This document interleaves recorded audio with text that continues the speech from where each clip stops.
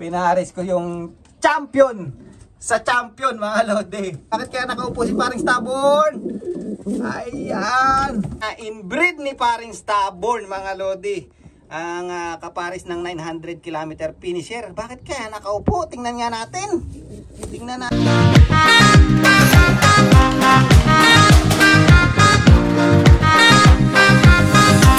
So yun mga kalapatids, nakita nyo na naman yung pagmumukha ko. So for today's video mga lodi, yan, ito inaabangan natin ng lahat ito kasi papakita ko na sa inyo yung mga na-breed ko o binibreed ko ngayon, yung pinagparis-paris ko para sa susunod na season mga lodi. At yan, excited ako. And then mga lodi, abangan nyo pala yung unulop dyan sa Pilipinas kasi maglilipad na tayo. Meron akong mga bagong breed. Gagawa ako ng vlog doon para makita nyo rin yung mga ililipad natin dyan sa Pilipinas. Yan, bali ang location ko is Bataan mga lodi. So abangan nyo yun mga lodi ha. Ayan, mga Stubborn line ng Pilipinas, abangan nyo ha.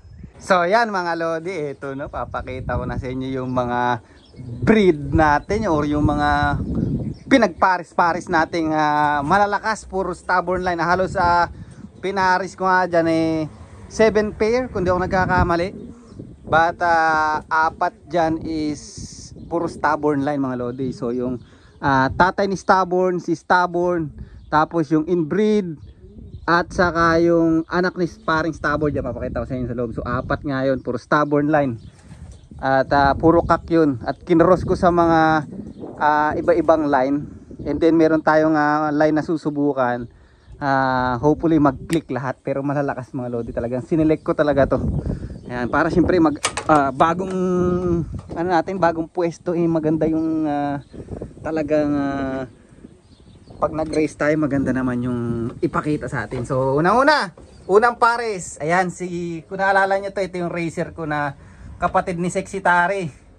At ipinaris ko ito dun sa halos parehas niya ring line kasi yung nanay nito at saka ang pairing nito si Darna at saka yung si Stubborn, yan ang kinalabasan. Tapos kung naalala niyo, si Sexy Tari is club champion natin yun last Young Bird season. And then ito yung nestmate at maganda rin ang lipad nito sa akin mga lodis.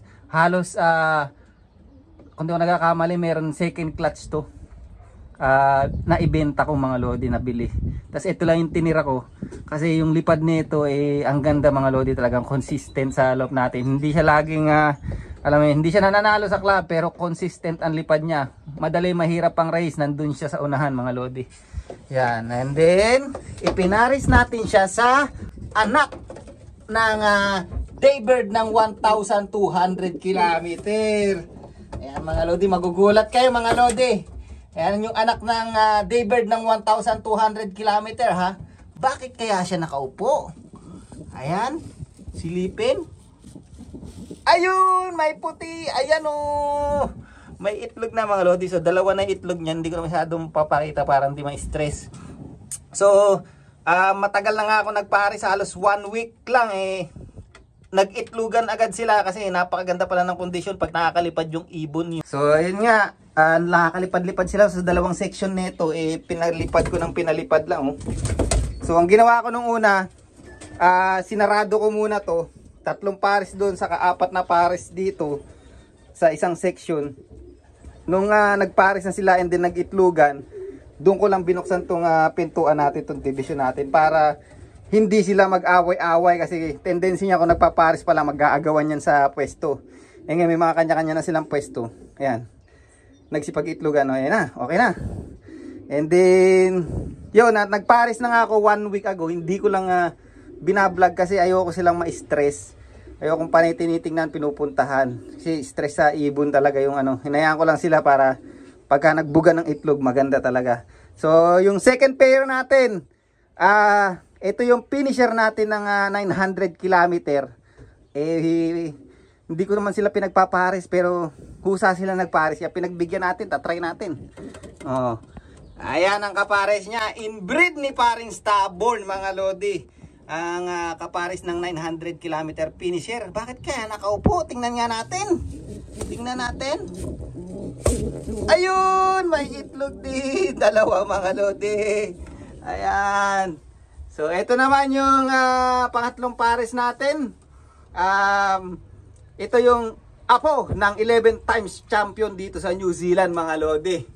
At pinares natin sa winner natin ng 500 kilometer na tawid dagat dito sa New Zealand. Ayan o, ba't kaya nasa pugad? Silipin nga natin.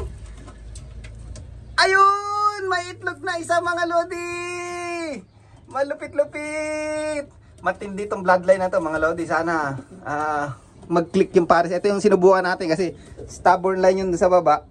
And then stubborn line na naman. And then ito yung subukan nating breed mga lodi. Itong dalawa na to.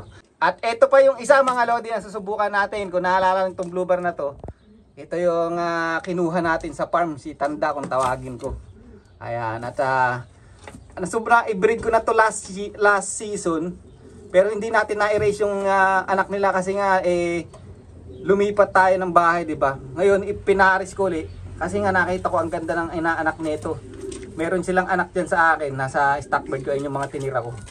Ayan oh. Tingnan natin si Darna, bakit nakaupo si Darna? Tingnan natin. Ayun! May itlog na si Darna mga lodi. Ayan. Napakasolid. Doon naman tayo sa kabilang section. Ayan. Ayan mga lodi. So ayan.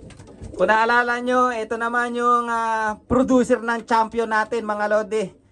Ng Young Bird season. At nagpadala rin ako nito sa ibang loop mga lodi. Yung anak nito mismo.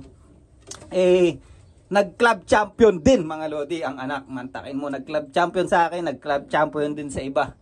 At kahit sinulit ko yung nito, pairing nito. Ito yung magulang nila Kim Kam mga lodi. Ayan. So pinagpares ko ulit sila. Ito yung finisher nga pala ng 1,200 kilometer mga lodi. At itong hen, ito yung nakuha ko sa farm mga lodi. Dito sa New Zealand. Bakit kaya nakaupo? Silipin natin bakit nakaupo. Ayun! May itlog din mga lodi. Okay na, baka ma-stress.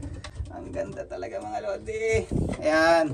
So, bali ilang pares na yon sa kabila? Isa, dalawa, tatlo. Tapos sa taas, apat, lima. Ito yung pang-anim natin mga lodi. Oh. Tatay ni Stubborn at si Miss Consistent. Ayan, pinagpares ko. Sa lahat ng pinagpares ko mga lodi, ito lang yung pearl eye to pearl eye ang mata. Hindi ako mahilig sa eye sign. But napansin ko mga lodi pagka magkaiba yung kulay ng pairing ng mata, napakaganda ng nilalabas mga lodi. Ayan. Malapit na rin mag-itlog to. Ito na lang, sila na lang walang itlog mga lodi kasi halos huli ko silang pinagpares. Pero tingnan nyo naman, napaka-pogi. Palagi ko maganda lalabasin itong anak na ito mga lodi. But ito ang hinahantay natin na lahat mga lodi. Si Paring Stubborn. Ayan o. Paring Stubborn o. Winner natin ng 700 plus kilometer tawid dagat dito sa New Zealand ng yearling mga lodi, yearling champion. Bakit kaya nakaupo? Relax ka lang boy. Bakit kaya nakaupo si Paring Stubborn? Ayan. Tingnan natin boy. Pakita mo. Ayun, may itlog din mga lodi. Tingnan natin. Ayun, may itlog dalawa oh. Ayan oh. Tibay no. So pinares ko siya kay Kim Kam mga lodi. Ayan si Kim Kam mga lodi oh. Pinaris ko yung champion sa champion mga lodi. Sana malakas yung ilalabas but sa lahat ng sinubukan ko si Kim Kam yung talaga basal mga lodi. Kaya yung itlog nila hindi mo masyadong masabing quality kasi nga first egg niya. Pero sa second clutch nito maganda-ganda na ilalabas nito. Pero yung napansin ko sa initlog niya mga lodi, maganda pa rin, quality pa rin. Tingnan mo, pakita ko sa inyo isang itlog. Ano ba isa? Ito yung unang itlog, mahihipo ka agad eh. Ayan, kayo na magsabi mga lodi kung quality ba yung itlog ni Kim Kam. Ayan, unang itlog oh. Ayan, may bahid pa nga ng dugo niya mga lodi, na virginan si Kim Kam. Ayan, grabe itlog ng champion natin mga lodi. Ano? Paring Stubborn. Good job boy. At ito pa yung club champion natin. Yung nestmate na ito mga lodi, nabili-bili na eh. Sayang yan, pero club champion din natin yan. Ayan mga lodi, abangan nyo pala yung mga nag-aabang sa Stubborn line dyan sa Pilipinas. Maglilipad tayo. Ang location ko is Bataan. May mga na-breed na tayo mga lodi. At Itine-training natin, gagawa natin ng ano yun mga lodi, ng mga vlog para makita nyo kung yung ililipad natin dyan sa Pilipinas. Sama-sama tayong gumulong dyan sa Pilipinas. Yan. Shout out sa mga tiga Bataan. Ayan, ganyan mga lodi, oh. Pogi, oh.